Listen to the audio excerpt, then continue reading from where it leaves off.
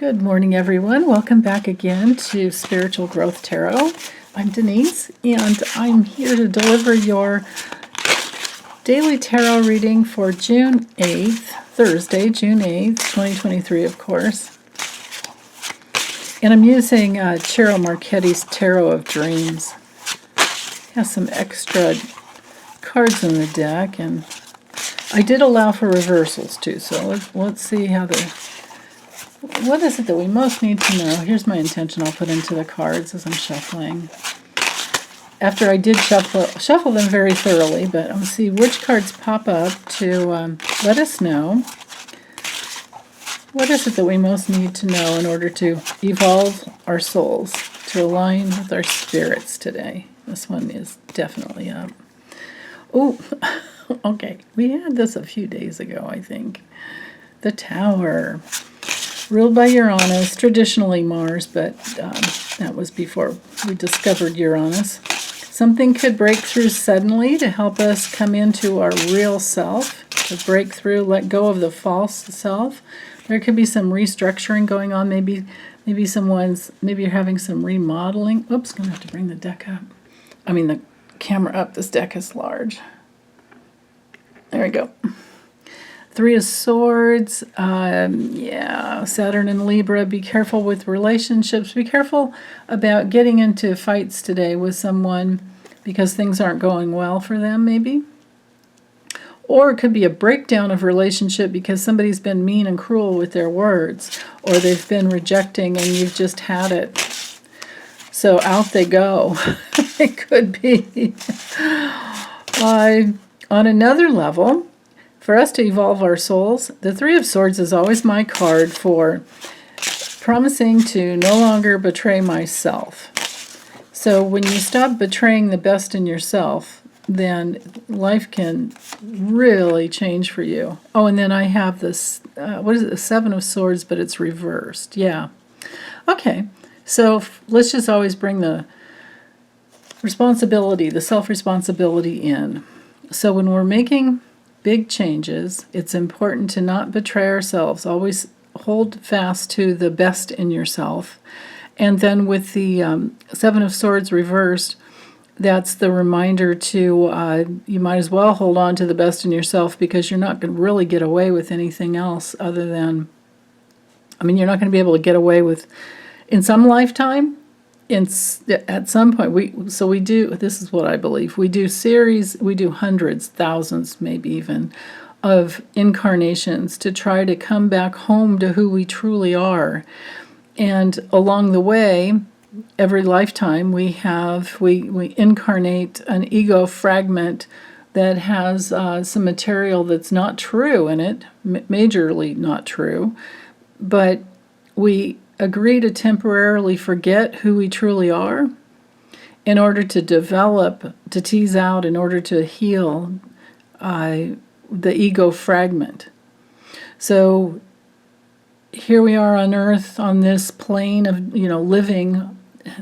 We incarnate into this equal opportunity planet in order to heal the ego fragment. The ego fragment has a lie to its it's a lie. It's something our soul grabbed onto when we were dying in our last lifetime.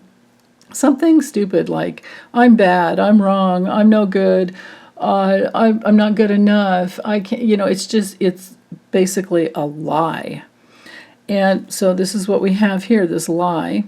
I would also read this the same way if it were the Five of Swords upright. But the Seven of Swords, I'm feeling like we're not going to get away with this just blatant,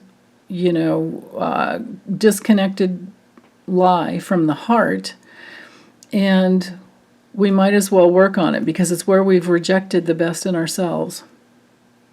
And when we work through that lie and turn it around, right, then which this dualistic plane of reality is meant to tease out. We're meant to work through that here. We can do it faster here than in the spirit world, because in the spirit world, here we are in this bliss, like who wants to work on anything negative? It's really hard to, you don't. You can't even really have a negative thought.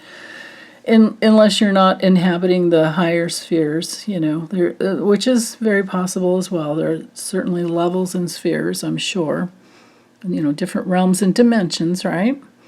But the task is always to identify the lie and turn it around. And as we do that, so here we are identifying it's a lie we're not going to get away with. If we do not work on it this lifetime, we're not going to get away with it. We'll bring it in the next lifetime. So we might as well save some time while we're here, embodied, do the best work we can. And then from there, we'll stop betraying ourselves. We won't be listening to people who want to beat us up and say mean things. We'll just let that roll off, you know, be objective about it and let it roll off of our backs like a duck.